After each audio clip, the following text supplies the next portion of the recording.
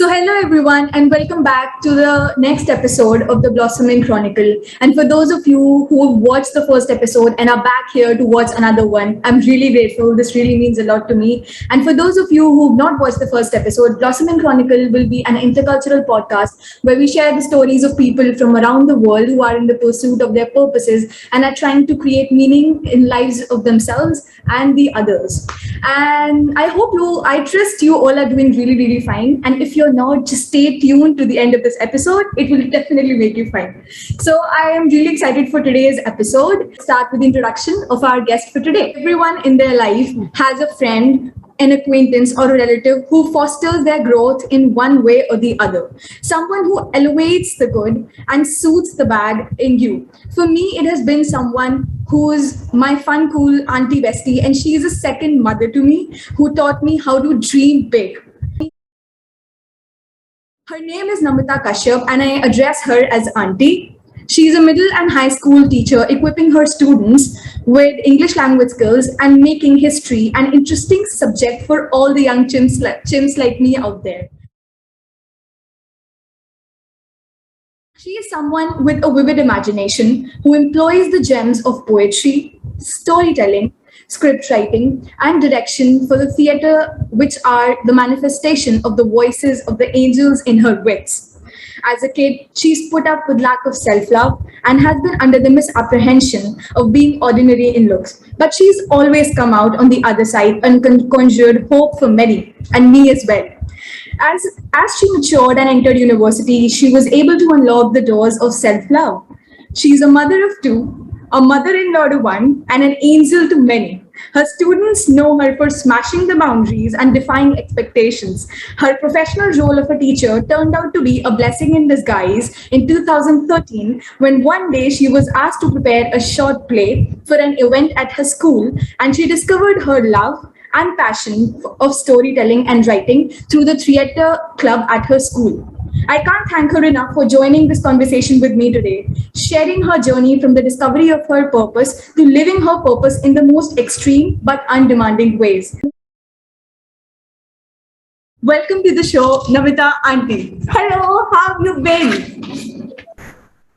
Hi, Chandni. I've been doing well, and what an intro! I'm really honored and humbled by the intro that you have given. Even why would anybody else? Even I would like to meet myself on your channel with the intro that you have given me. Thank you so very much. I'm really looking forward to this conversation of ours. Thank you so much. This means a lot to me. And the intro is well deserved because this is the impression you've had on me for, I think, I don't know, for the 13 years you've known me. And yeah, I just look forward to today's conversation. You're someone, and when I think of you, you talk about miracles and magic, which people I usually interact with don't actually do, and people also don't believe in miracles. But you're someone who believes in magic in life as well. And where does this belief come from? Like every day. For one thing, Chandni, I think one needs to have faith in whatever you believe in. It can be any sort of God, Almighty, a supernatural power, superpower, and I strongly believe there is someone up there who's got a higher plan for me. So whatever I might do, whatever I might think, it is way small than whatever he up there has in line for me. So I've learned to trust him, it can be her also for all that matters. Okay. So I've learned to trust that superpower, and I trust the storms as well as trust the good days of my life.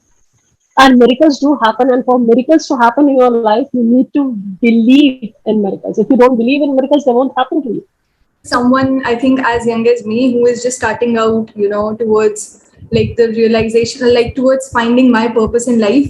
I think Hmm. there are like many voices which will actually be, you need to be like really pragmatic in life. If I wouldn't have had, this podcast, I wouldn't have thought of this. I wouldn't have got an opportunity to ask you this question. How was Namita Kashyap as a kid? I want to know about it. Me as a kid, I was so low on self esteem, and today, on this day, you and everybody who knows me are not going to believe it.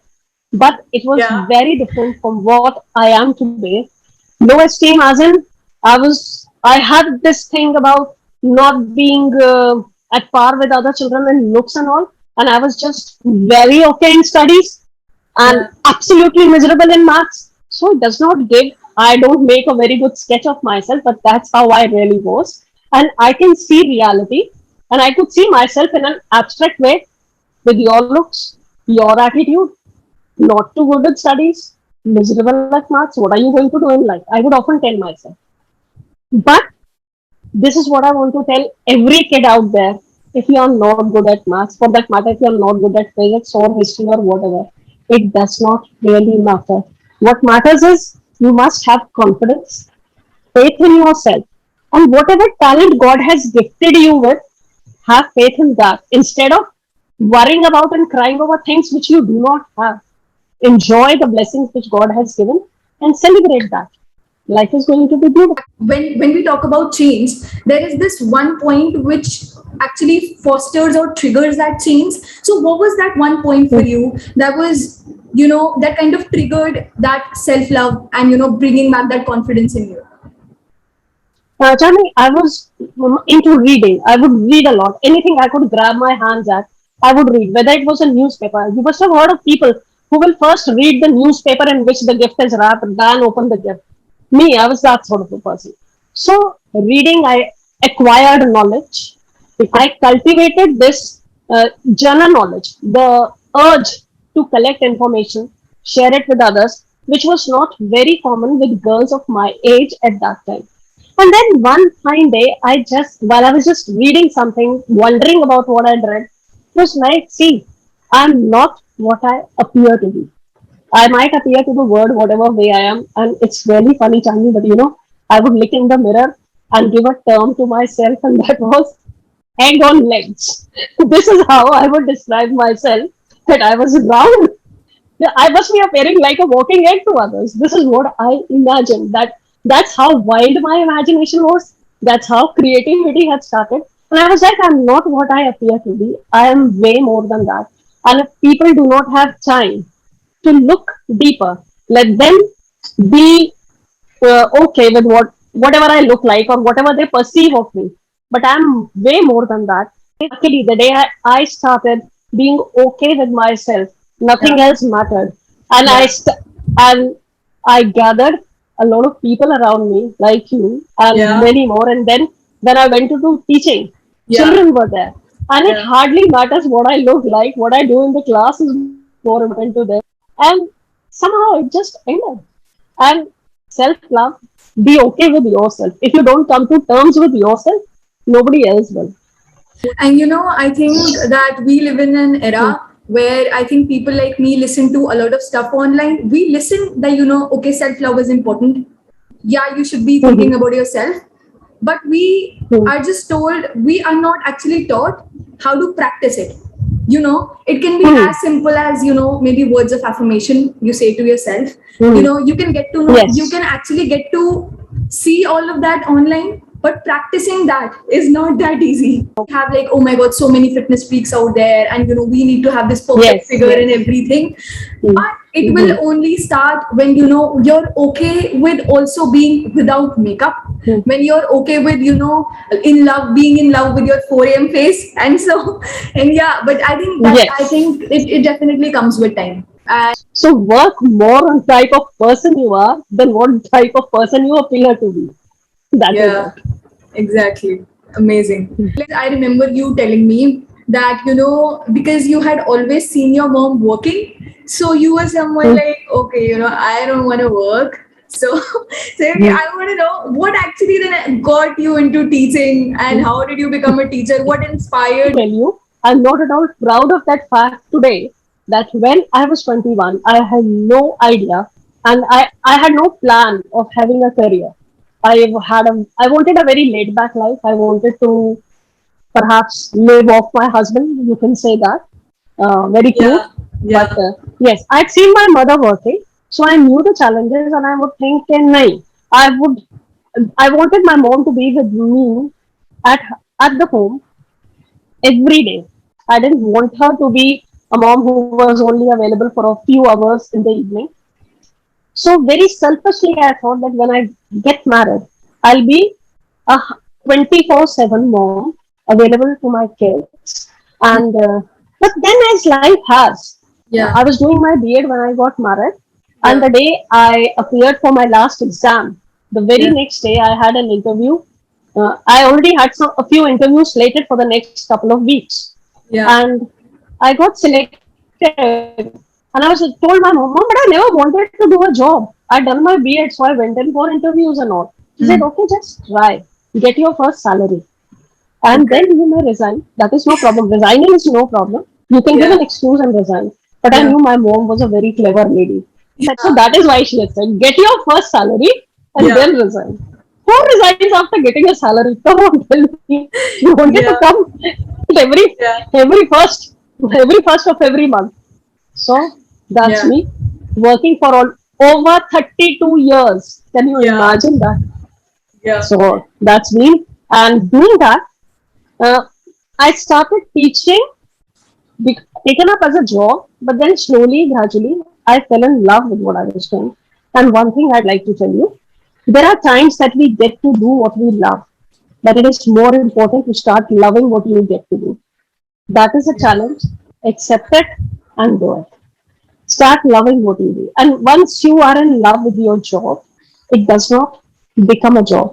Exactly. And I think when I think I was in second grade, you remember I used to take a sneak Hmm. peek into your house and I used to run away. So yeah.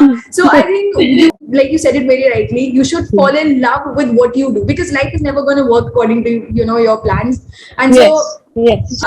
draw a Okay. caricature of your entire journey when when you started doing theater. How did you start? What was the opportunity, and then how did that opportunity evolve into storytelling? And then you also went to do some open mics. So I'd like to know how did all of that happen? So one thing, thank you. You have given me an opportunity to talk about that. And here I want to tell you, let things happen. Be open to experiences. When we are taught to say, we are taught that we should know where to say no.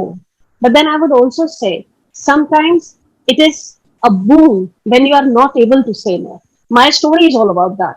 Not being able to say no and just thinking, chalo yaar, this is an experience, let me go ahead, try this out. This happened in 2012-13. I was called to Principal Ma'am's office and she just said that there's a play to be done with a handful of children. The occasion was, I think, Independence Day. Okay. Something on that. The theme would be unity in diversity. And I went about interviewing people and we did that play. And I didn't let any, it somehow happened that nobody volunteered to help me with the rehearsals and all. And I told I will be doing it all on my own. And everybody liked the staging. It was a very well put up show. Everybody worked so hard, all the children and all. And then Yeah. because I loved the appreciation I received and how the children were getting that because we had never done something like that before.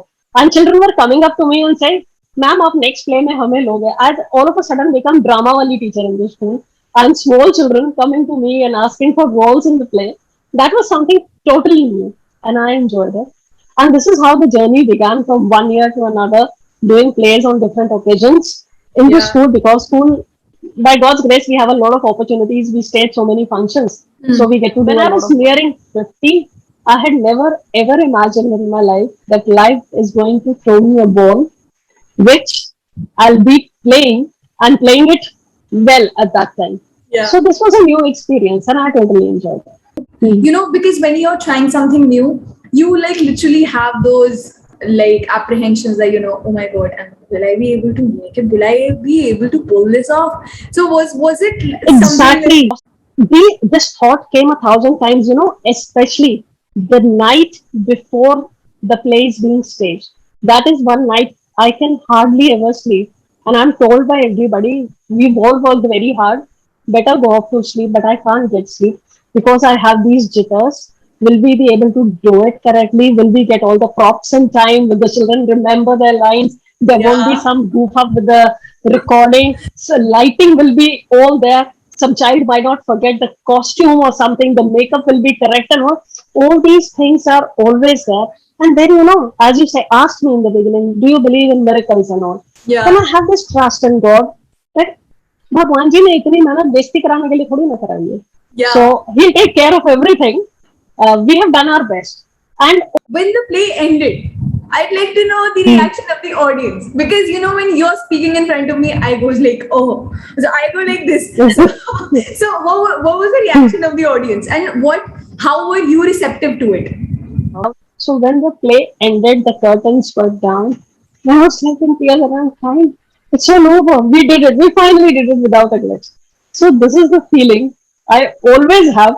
Never ever a production has ended without me coming down with tears. By now, children know कि play हो गया, तो ma'am is going to cry because it's all relief, because there is so much of tension while we are doing it. So that's it. We all are happy in the end.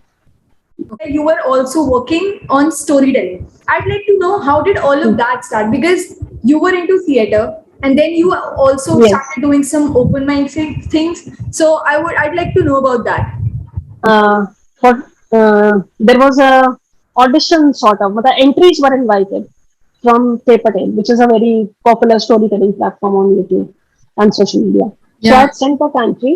I had sent an audio of that. Then I got a feedback that can you make some changes or something, because it was very rough, very raw. Yeah. Doing it for the first time, I'd been watching a number of storytellers. So I made an audio again, sent them the audio. They were okay with it. They invited me to do it on stage, and there the reaction of the audience and the acceptance. Initially, I was a little insecure, sort of, because the entire crowd there was young kids in their 20s, and perhaps a few in their early 30s. I was the oldie over there. I was like, how are they going to take me? But I was there on stage. The confidence of being there on stage was given to me by my students. I remember when I do theatre, then it is my students who are on stage. I'm always backstage. All my work is backstage. I do not have to be there in front of the audience or under the light.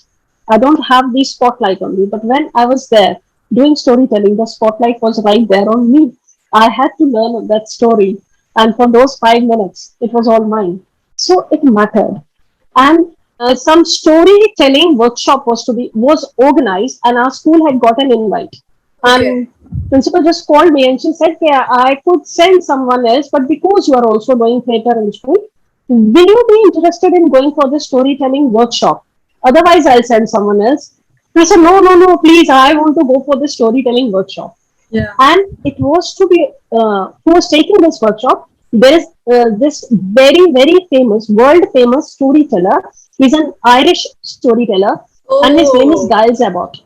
He was Okay. organizing this workshop at British Council.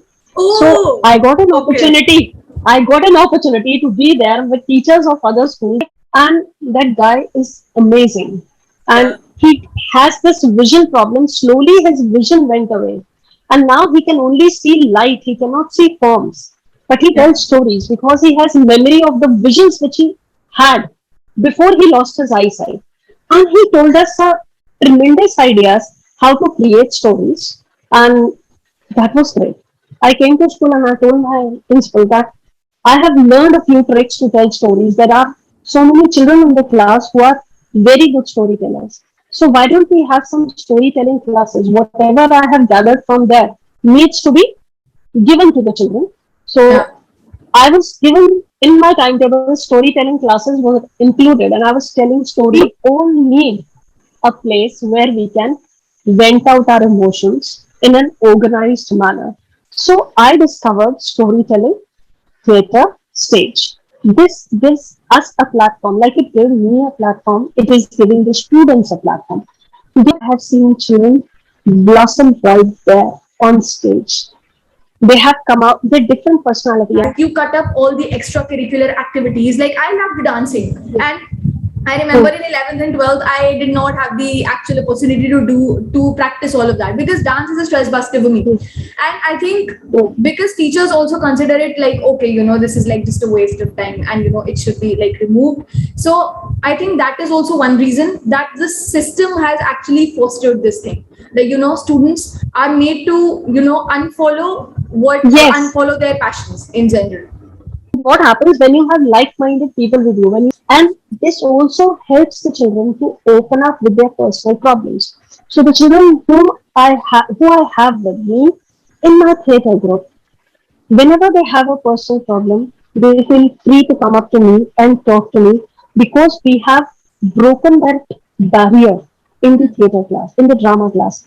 So they don't feel they'll be judged, and they are ready to seek help for the emotional problems that I have. So this is another thing which has helped the children to come out with their problems and helped me to give whatever is in my capacity. Sometimes I say that I don't have a solution to my your problem. Yeah. And what I get in return is, ma'am, you may not have a solution. At least you listen. Yeah. तो आप सुन तो लो. So Yeah. I realized they don't have people around them who would even listen to them. Yeah. So just lending them an ear means a lot to them that yes, ma'am is going to listen to our problems. So it might be a little unconventional and not the typical stereotype, but that's how things are. Sometimes to make bridges, you have to break a few walls. Yeah. So that's it. Huh. In the pandemic, I think for anxiety, for if someone's threshold was over here, it has reached here, and I think Reached here. yeah, Yes. and not everyone is like people at least who are younger to me. Like not everyone knows how to seek, how to talk to someone or share because there is such a lot of pressure of being judged. And now we do say we talk about mental health, but are we actually talking to our loved ones about mental health? There are like so many times, like I think I have been improving communication with my younger sibling or with my parents or everything, but if someone's just sitting in a room, are we actually even talking to that person? That is the major communication gap which has started existing, and that is not just because of the pandemic, but also because of, I think, in It has. general, Yes. I think pandemic has highlighted the cracks in relationships, and it has also highlighted the lights through those cracks.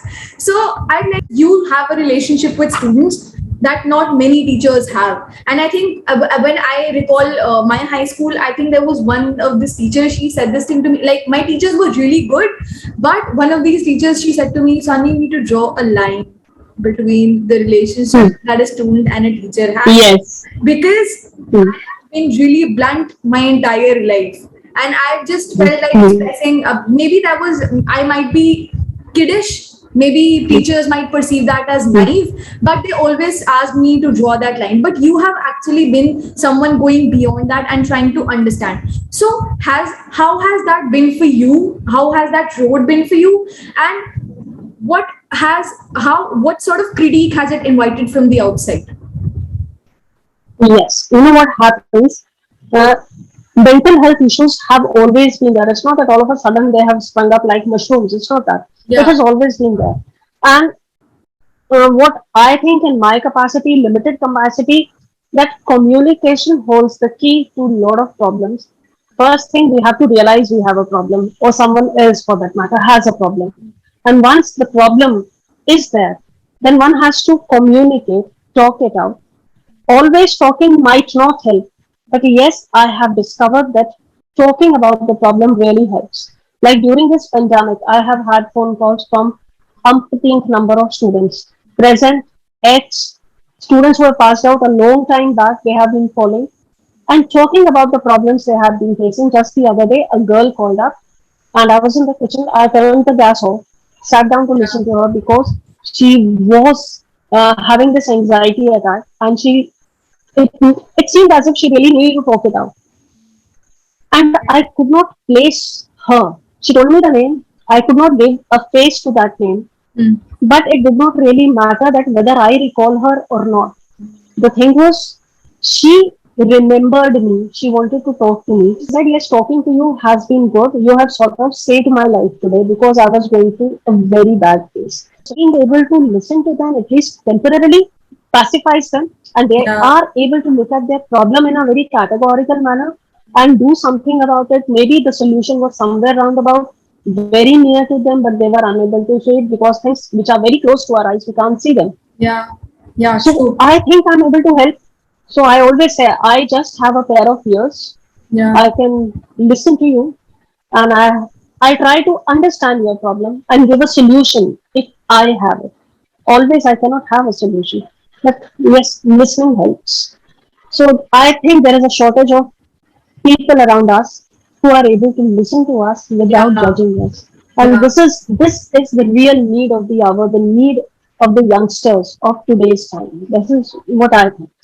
But there are very less people. Maybe if someone walks into the room, instead of Hmm. trying to learn their language, we try forcing our language, and and we push it onto them, and it actually doesn't Hmm. work. We actually, when the person starts speaking, we start talking over their voice, and that is, I think, the worst thing you can do to someone who's actually trying to share what they have. Firstly, Share things. it takes a lot to actually Hmm. firstly open up. That's the first thing. And secondly, I think if you start talking over someone's voice, it becomes, I think, a bigger suppressor of self confidence. With When you do not fit, people like to fit you into blocks. There are Yeah. boxes for everything. They Yeah. want you to put you into that. So if you are a little out of the box, you're gonna face some problem and some opposition. Be Yeah. ready for that. I've Yeah. always been ready. See, with my experience and this, there are a few who will murmur it under the tone. They don't agree with my ways of working with the kids, Yeah. the sort of relationship I have with them. But then I've been doing it for all these years. अगर अभी तक सब सही चल रहा है तो कुछ तो ठीक कर ही रही होंगी मैं. So it's okay. Criticism will always be there. Always be there. Take it in your stride. Do not change to fit in the cloak someone else has tailored for you. Yeah. Stitch your own cloak.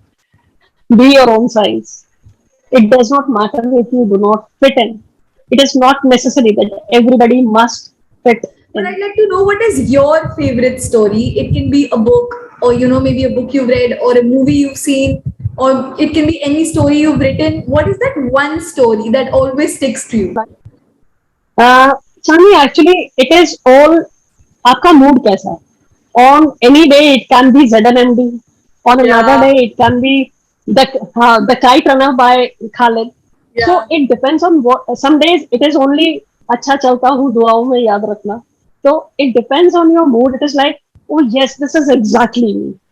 So there is one song which I like a lot. तू न जाने आस पास है खुदा, because it also uh, it is like connected to the miracle you had talked about. तो ये कुछ चीजें होती हैं. But then at my age ना, when you have crossed 50, it's like आप बड़े होके क्या बनना चाहते हो ऐसा कोई सवाल हमसे करता ही नहीं है. Yeah. Because आप बन गए आपको जो बनना है. You have already reached where you had to reach. There is Yeah. no other place left for you to reach.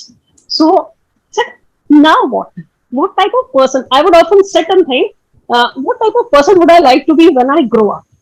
When I grow up really old, what type of oldie granny would I like to be? I didn't know that. And then you know what happened? I came across this movie called Vicky Donor.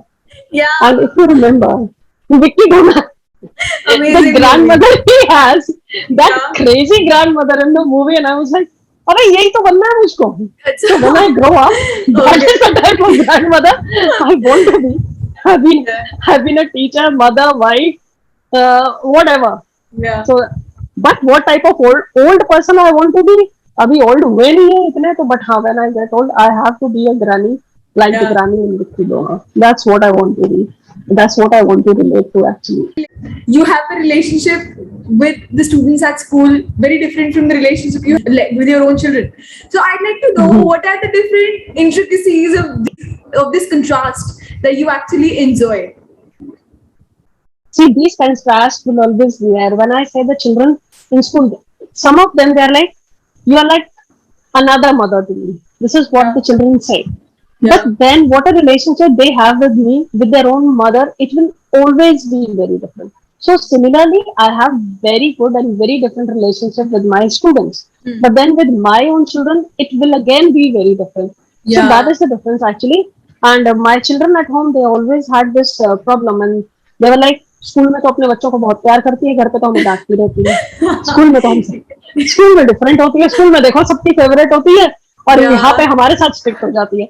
So Yeah. as a mother, I had to be strict with them. But yes, I have tried to be a mom with whom they can share their problems and to have a good relation. You have seen what type of relation I have with my children. Yeah, yeah, Even they don't have many friends outside. We can all jam together at home, yeah, talk on any topic, share all secrets with each other. And yeah, they have always been behind me and whatever I wanted to do. In fact, when I wanted to go out and tell stories and do all this theater, my children have always been behind me. And so, similarly, whenever they have to do anything new in life, they know I'll always support them. Whatever, if what they're doing is right, yeah, then I'll be right behind them. That's it. yeah. But I think that emotionally also, like if we talk about something emotional, then also because I think a Mm. teacher's job is really emotional. So I think it's hiding Mm. emotions from your mother if she's a teacher. It's like it's very very difficult. So I think that also Very might have. difficult. It's like even though I Mm. very well know your sons, like they are brothers to me, but still I think it's very difficult to read them though. Like I still don't understand what they're thinking Mm. because I know that you are a mother-in-law as well, and Yeah. I know that it's been like really fun for you as well. Would you like to accentuate on that, like Yes. a tidbit? Yes, I never had a daughter in the family. So Yeah, it's good that to be blessed with a daughter, and she's yeah, very smart. And I always say, you see, for all these years, for 28, 30 years, I had I had wanted a child who is so smart yeah, and helpful and all. And God has finally blessed है हाँ भाई नमिता तुमने बहुत तपस्या की अब तुम्हें ऐसा बच्चा दे दिया जाता है so yeah, this is the sort of relationship I yeah. have with her. Yeah, amazing. Like, bless you guys.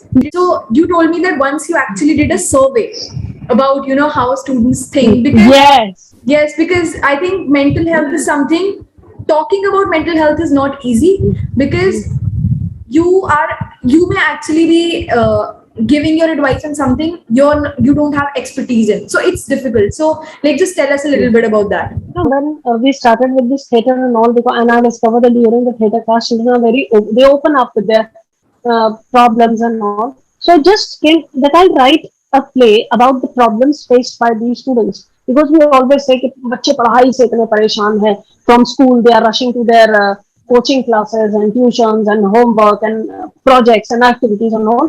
So I start asking them what are the problems that they are facing in a very informal sort of a way.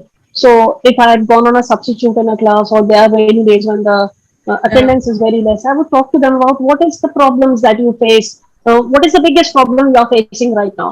And I thought Yeah. they will say that there is a lot of homework, Yeah. that Yeah. Fala subject is very tough. But Yeah.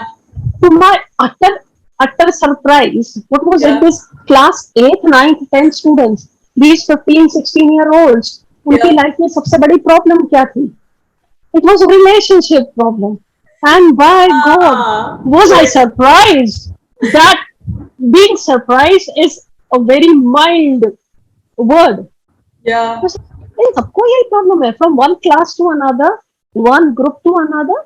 So when initially it is studies, but when they become very, I won't say very personal, but when they got comfortable talking to me, Yeah. they were like कि ये सबसे बड़ी problem है तो भाई ये कहाँ से आई इसके लिए टाइम कहाँ से आया so then they would open up talk about it and in whatever capacity I would like to मतलब I would try to tell them कि बेटा पढ़ाई करना वो ज्यादा जरूरी है but then at that age if you tell them कि ये नहीं ये कर लो they will never listen so it is like okay Yeah. let me listen to them हाँ let me listen to their problems because if I stop them in between and again I start preaching with the study thing they will not tell me about the problems Yeah. and some of them were genuinely having that problem and then I got to know that we had counselor in the school they were talking about these things with the counselor Yeah. also and Yeah. she when I talked to her she said yes the children are saying that other than me they are comfortable talking about their problems to you and because with your mother I might not be a trained psychologist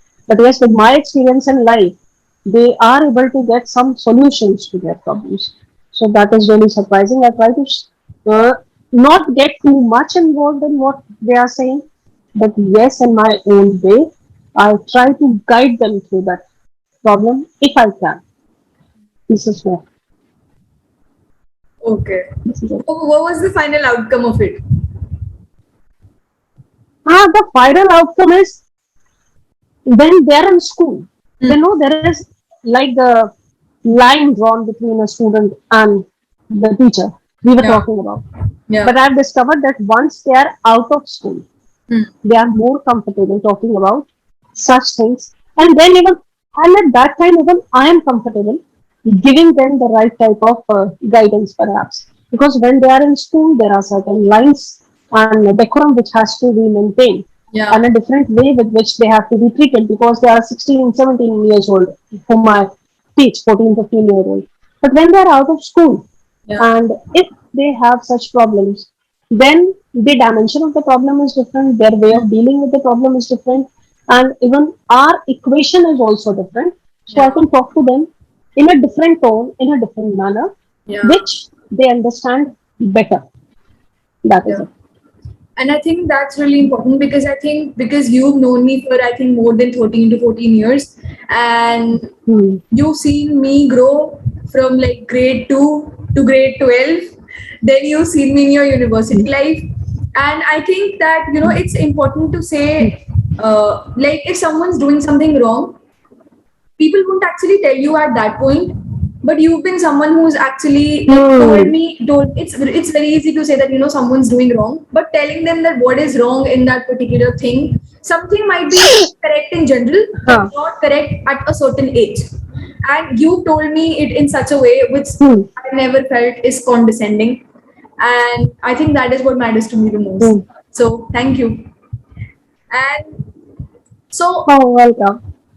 so before I dive into, the game, like the last part of the episode, is there something you'd like to say or ask me or anything like any message you'd like to give?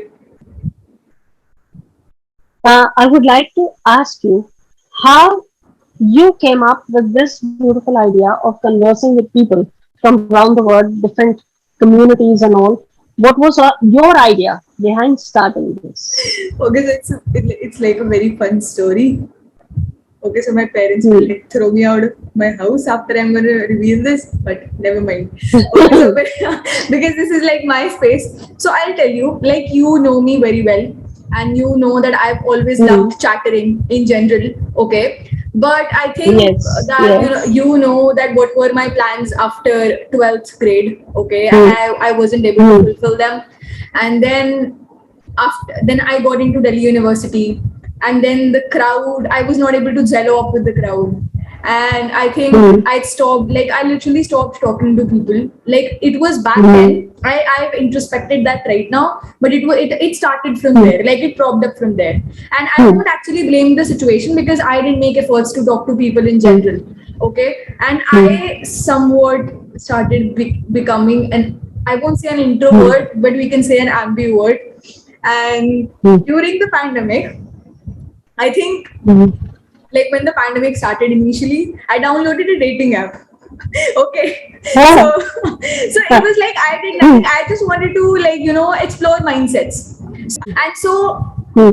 when I would talk to different guys, I would just irritate people randomly. But I would actually Hmm. think of it in such a way that, maybe my public speaking skills actually Hmm. deteriorated in the last year because like I graduated at, like 1.5 years of my graduation were at home. Like college was shut. And then my communication in Hmm. general with the world had stopped. So I Hmm. think the dating app was like a really fun experience, but that was like just a small part of it. But the thing is, I also stopped communicating to people, and then I thought of starting this because if my Hmm. communication, if just a fun conversation can not only help Hmm. me, but it can help the other people, and it can help me learn, Hmm. it can help the other people learn, and in general it can show what I can bring to the world, then I think it's cherry on cake. Because obviously I am someone who is actually figuring out my purpose in life. Until the time I won't try any new stuff, nothing is gonna fly from the abbeys to make me realize what my passion is. With it's very easy to say that you need to try new stuff, but it doesn't necessarily have to be just by going out, because there might be barriers to going out as well, especially in the pandemic situation. So I think why not? I thought, oh, why not creating my own online community? And so here I am. You're also someone who inspired me. So thank you so much for joining me. And Oh, so let's just so this, like, the game is a rapid fire, okay? And okay, you have to answer in one word or one sentence maximum, okay? So okay. one sentence means 5 to 8 words, okay? Not more than that, okay? So you have to be quick. It's a rapid fire, okay? So Okay, I'll try to be as quick as I can. Yes. okay, you will be good at this, I know. Theater isn't dash. Fill in the blank. Parallel reality. It Oh, is not a parallel universe. Yes. oh yeah. Nice answer. Okay. Hmm. A love story projects dash. Some very important facets of one's personality. Oh, nice. Okay. What's the worst advice or suggestion you've got from someone about your relationship with students? बच्चों के साथ इतना personal होने की जरूरत नहीं है, distance maintain किया करें. Okay. Okay. What's the best advice or suggestion you've got from someone about your relationship with students? Be what you actually are. Yeah. Yes. Amazing. Amazing. Reality is dash. Reality. Yeah. It is stranger than fiction. Oh, amazing. Okay. An actor manifests dash. An actor can imagine anything, manifest anything, and make anything look like real. So, being an actor, once a person told me, my theater guru told me, being an actor is different. How you are different from others, you are already 4 feet higher than the audience. So, this is what makes you different. So, that will always be there. The exhibition of pure art is dash. A bit of reality and a bit of fiction. Bit of Okay. reality and bit of fiction. That is reality, actually. Yeah.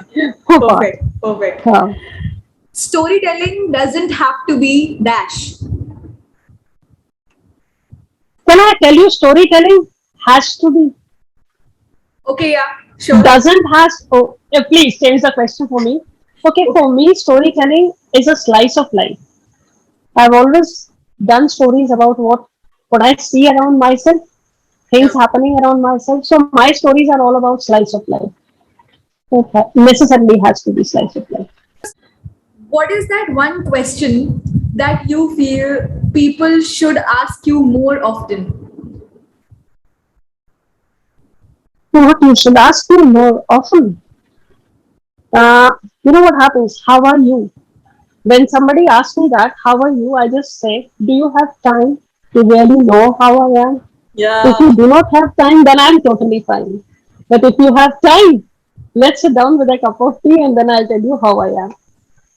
So Yeah. people ask questions without really bothering to find the real answer. Yeah. So Yeah. people should have the time to sit and know how I feel. You know, it's like Yes. we think people are boring because we ask boring questions, you know? Yeah. Yes. And sometimes Exactly. questions are asked just for the sake of asking. Yeah, If you exactly. really want to know the answer to what the question, then you should have time. If you Yeah. don't have time, just keep the formalities at bay. So you were really good at it. You were really good at the game, as I had expected. And so, guys, I hope that you enjoyed today's episode. And I'd like to know that what you all think. And so you can reach out to Mrs. Namita Kashyap on her email ID and on her Facebook profile as well. You can actually comment and write about your key takeaways from today's episode, and you can text her about it to her or to me and tell us what you think about it, and subscribe to the YouTube channel, the Facebook page, the LinkedIn page, and the Instagram page of the Blossoming Chronicle. And yeah, just stay tuned till the next episode. And till And this is what I want to say कि तुम पूछोगे आज मैंने क्या किया है. yeah, चंद जिंदा ख्वाबों से एक ख्वाब जिया है. So I have lived a dream with you today, talking to you like this, one to one. So thank you for giving me this space. Thank you very much. That's you're so kind. Thank you so much. And I think I couldn't thank you enough for joining me for this conversation, because I don't know, you're so busy, but you always like have time for like the students or the people you love, and that is just commendable. So yeah, thank you so much for today. And guys, stay tuned till the next episode. Until then, keep blossoming.